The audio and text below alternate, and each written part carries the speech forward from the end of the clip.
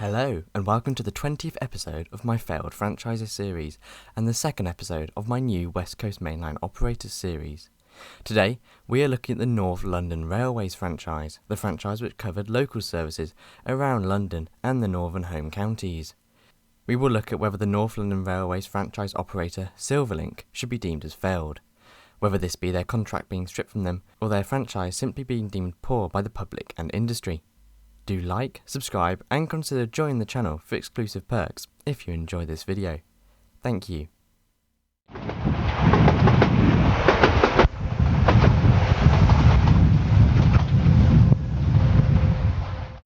In 1997, with the privatisation of British Rail, the North London Railways franchise was created. This franchise covered local commuter services across the capital. Silverlink ran services from Richmond to North Woolwich via Wilson Junction and Stratford, as well as services from Gospthwaite to Barking, Clapham Junction to Wilson Junction, and commuter services from Euston towards Watford, under the Silverlink Metro brand, with services to St Albans, Northampton, and shared services with Central Trains to Birmingham, as well as services on the Marston Vale line from Bletchley to Bedford being ran under the Silverlink county name. As for rolling stock, Silverlink inherited Class 117 and Class 121 diesel multiple units, as well as Class 313s and Class 321 electric multiple units. All in all, for this relatively small franchise, Silverlink called at 88 stations. The franchise was given to National Express in February 1997 on a 9-year contract, beginning on the 2nd of March 1997, running under the name North London Railways Limited before changing its name to the familiar SilverlinkTrains brand name in September 1997. Relatively early on into the franchise, Silverlink were looking to replace some of their oldest rolling stock, the diesel Class 117s and Class 121s. To do this, they agreed a deal to acquire 7 Class 150s from fellow National Express operator Central Trains. However, in order to replace the oldest 117 and 121s, Silverlink temporarily hired Class 31s and Mark II coaches to run the Marston Vale line from 1998 to 1999. The Class 150s eventually entered service in 1999, replacing the last of the Class 117s and 121s by 2001. Despite this new stock, in reliability and punctuality terms, Silverlink were having a tough start to privatisation. An Office of Passenger Rail Franchising Survey, OPRAF, found Silverlink were one of the worst operators in the UK for their punctuality rating. In the category tier list that OPRAF made, Silverlink were ranked in the bottom tier, Tier E, along with Virgin Cross Country and the Valley Lines operator in Cardiff. As for the stats, Silverlink had an under 80% punctuality rating, with an under 97% reliability rating. Although this sounds somewhat high, the fact that 20% of their services were delayed and over 3% cancelled was not an impressive score, and put them bottom of the pile. By the turn of the century, Silverlink hoped to improve things, and they did this by beginning refurbishments of its Class 313 EMUs. Elsewhere though, a terrible October 2000 in terms of the weather, with devastating storms lashing Britain, led to frequent delays across the Silverlink network, with a month of raging storms causing trees to fall and infrastructure to be damaged, with Silverlink and other operators putting out frequent do not travel alerts, with October being one of the worst months for reliability for Silverlink and the rest of the rail network. In December, John Prescott, then Deputy Prime Minister, called for a report on the reasons behind rail fare rises, despite severe disruption to the rail network. The Capital Transport Campaign Group said that due to fare capping systems being in place, each company could increase their fares despite poor performances. The one operator that they used as an example was none other than Silverlink. The group suggested that despite Silverlink finishing bottom in the most recent customer satisfaction poll and bottom for reliability, they still increased fares by up to 4.3%. The group asked why this should be allowed. However, nothing actually came from this, and the fares continued to rise. One positive thing to happen towards the end of 2000 was the fact that Silverlink gave away free travel for 20 days between Northampton and Euston, following a landslide that occurred. However, with 75% of people supporting the nationalised service over privatised ones, Silverlink were going to have to do much more in their following years to improve passenger satisfaction. In 2001, Silverlink hoped to improve passenger satisfaction by introducing cheap off-peak fares. Compared to rivals Virgin, Silverlink were able to price their London to Birmingham tickets at a huge discount, costing just £17 for an off-peak ticket and £35 for a return during the peak. This was far cheaper than rivals Chiltern, who offered £21 off-peak, and Virgin, which could cost up to £80. Elsewhere in 2001, National Express merged the offices of West Anglia Great Northern, C2C and Silverlink into one office in central London in Old Street, leading to the loss of 100 management jobs. Also, National Express brought in provisional plans to bring tilting trains to Silverlink. Yes, that's right, tilting trains to Silverlink was an idea that National Express wanted to introduce. However, National Express would only look into achieving these new tilting trains if their contract was extended, which, in this case, it sadly never was. Elsewhere in August, there was more reliability woes for the West Coast Mainline. A derailed train and then a lorry crashing into the railway line a few days later led to huge delays for Silverlink, with 2 lines closed following the derailment, and then services suspended for 3 hours during the lorry crash, which occurred on a bank holiday. In October, National Express warned of a potential demise for its railway sector. They suggested that profits had shrunk due to a lack of passenger growth, and this announcement came after National Express announced fare rises and carriage reductions across its network of operators, including Silverlink, to try and bolster profits. 2002 was a relatively quiet year in terms of operations. However, in terms of the North London Railways franchise, it was all change. The Strategic Rail Authority had announced provisional plans to change the franchises of the West Coast Mainline, with the SRA looking into a possible merger of Virgin and Silverlink into one mega London West Coast Mainline operator. Although this change never happened, the franchise did eventually change. For Silverlink, though, the focus was to try and stop industrial action. In January, RMT leaders announced strikes for guards and station staff at Silverlink due to working conditions, and these strikes were a running theme for Silverlink. In 2003, Silverlink were looking to add more stock to their network in the form of 3 Class 508s transferred from Merseyrail. The units were quickly refurbished and brought onto local Euston to Watford Junction services. In April, the RMT announced further strikes on the Easter bank holiday, normally one of the busiest days of rail travel in the year. This time, however, the strikes weren't exclusive to Silverlink, but also to 11 other operators. The guards at the RMT union strike due to poor working conditions and job security. However, Silverlink fared okay versus some other operators, managing to run 422 out of 601 services due to some guards not taking the call to strike and the availability to train management on guarding. Regardless, services were still severely impacted by the strikes, with overcrowding persistent due to no Virgin services running into Euston. Things got worse in September though, when, due to a braking gear fault, Silverlink had to withdraw their entire Class 321 fleet, meaning they were unable to run the Silverlink county services from Euston towards Watford, Milton Keynes Central, St Albans, Northampton and Birmingham. This, unsurprisingly, led to huge disruption, taking several weeks to check each 321 unit to make sure they were safe to operate. During the disruption, tickets were valid on Thameslink, Chiltern and Virgin services, but regardless, it was not a good September for the company. Luckily for Silverlink, a quick fix was found and, after just a few days out of service, the first Class 321s were returned to service after it was found that loose bolts had led to the brake discs becoming loose, so that was an easy fix.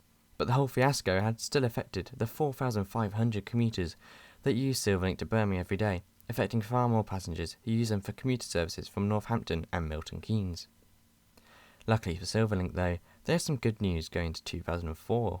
A new report from the SRA suggested that Silverlink had improved their service the most out of any operator, with less overcrowding and a far more punctual service. In fact, Silverlink was the most punctual peak time operator in London from March 2003 to 2004. This was a vast improvement from just 2 years ago, when Silverlink were the most overcrowded operator and one of the most unreliable. Overall, Silverlink managed 81% of services on time across the day, rising to 85% on time during the peak, the best of any operator. It was not all good news though. Despite the improvements in punctuality, this came at a cost. £5 billion of taxpayer money had been spent during 2003 to improve punctuality, the most that had ever been spent on the railways before. Even with this record spending though, cuts to services hampered Silverlink. In July, Virgin announced that they would be ceasing commuter services from Milton Keynes Central to Euston, meaning Silverlink would gain an extra 6,000 passengers per day. This angered many commuters, who would have to switch from brand new intercity Pendolino trains to the old commuter Class 321s. Another issue with this service reduction was time. The Silverlink service from Milton Keynes Central was far slower than the 40-minute express service that Virgin ran. Luckily for those passengers, Silverlink hired ex-Virgin trains Mark III and ex-Virgin Class 87s to make up for the removed Virgin services from September 2004, and to ensure that passengers would still get the highest level of comfort that they had paid for. Silverlink spokesperson Charles Belker suggested that Silverlink would run more services with more carriages to compensate for the influx in passengers. Another change in timetable also affected Silverlink in September. From the end of September, Silverlink would no longer operate to Birmingham, and instead Central Trains would operate the service north of Northampton for staffing reasons, meaning that the Class 321s would still operate to Birmingham in Silverlink livery, but would now be operated by Central Train staff. The services would also serve fewer stations, as part of a multi-million-pound West Coast Mainline upgrade. In November, there were doubts over the future of the St Albans Abbey branch line from Watford Junction to St Albans. The route was one of 50 that the government highlighted as being lesser used, and was used as a pilot scheme to reduce costs whilst attracting more passengers. Alistair Darling, then Transport Secretary, suggested that we can't be in the business of carting fresh air around. Most off-peak services had only a dozen or so passengers, whilst peak services were usually packed. Despite the route only being small, taking 16 minutes to complete, many passengers stood up to the government proposals, fearing the line's potential future closure. Nevertheless, some quieter services were removed from the timetable, but the line was not going to close. The same couldn't be said for another line that we'll look at later in the video. Back to 2004 though, and December wasn't the best month, as Silverlink fares rose a whopping 7.2% in December from services departing Euston, with rises of over 4% on other metro services. Going into 2005, for the first time since taking over the franchise, brand new trains would enter the Silverlink network. These were in the form of 30 Class 350 Desiros, which were first intended for South West trains, but the order was changed for Silverlink and Central Trains operations. Both companies, owned by National Express, would share the trains on Euston to Northampton, Birmingham and Liverpool services, keeping the 350s in their default Siemens interior and livery. In July, the Department for Transport published plans for the closure of the Woolwich to Stratford line via Silvertown and Canning Town, with the service replaced by a new Docklands Light Railway service. Several people were dumbfounded as to why this short branch line would receive a £185 million boost of taxpayer funding for it to still not receive a direct service to the city. These plans coincided with the announcement in February 2006 of the transfer of all Silverlink metro services to the Department for Transport, who would rebrand the services from Richmond, Barking, Clapham and Stratford to London Overground, receiving brand new trains and more frequent services, creating a metro-style service for the suburbs of London. Alistair Darling, still Transport Secretary, highlighted how the changeover, commencing in November 2007, would allow upgrades to be made before the 2012 Olympics, with more manned stations and CCTV to be introduced at every station. Elsewhere, a few months prior to October 2005, the DfT confirmed that, by 2007, Silverlink would no longer be an operator, with the North London Railways franchise being abolished and merged with the Central Trains franchise to form the West Midlands franchise, with this new franchise starting at the same time as London Overground. With this announcement, Silverlink were given an extension until the 10th of November 2007 to allow for the changeover services to be fully planned.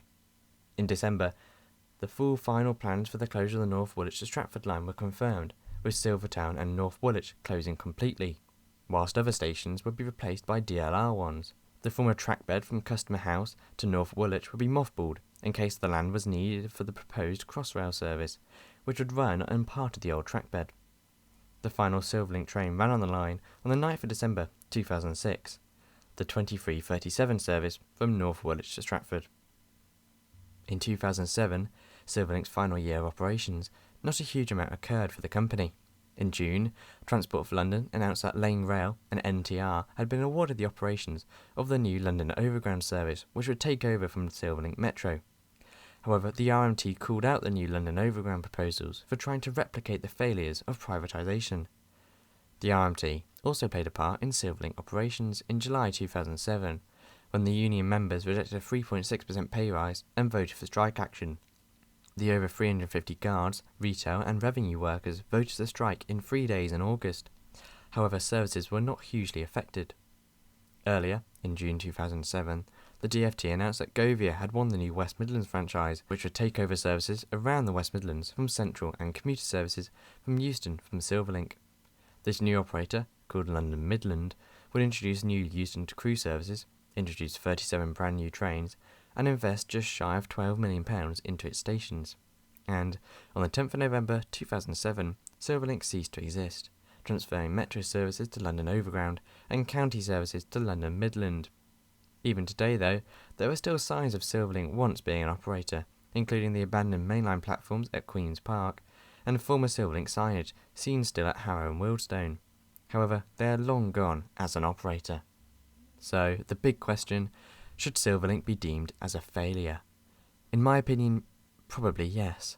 I know it's not a great answer, but I never travelled with Silverlink. Looking at them from my perspective, they weren't the most reliable or punctual operator, and frequent strikes hindered their operations. Despite this, they did improve their reliability from being one of the worst to one of the best operators.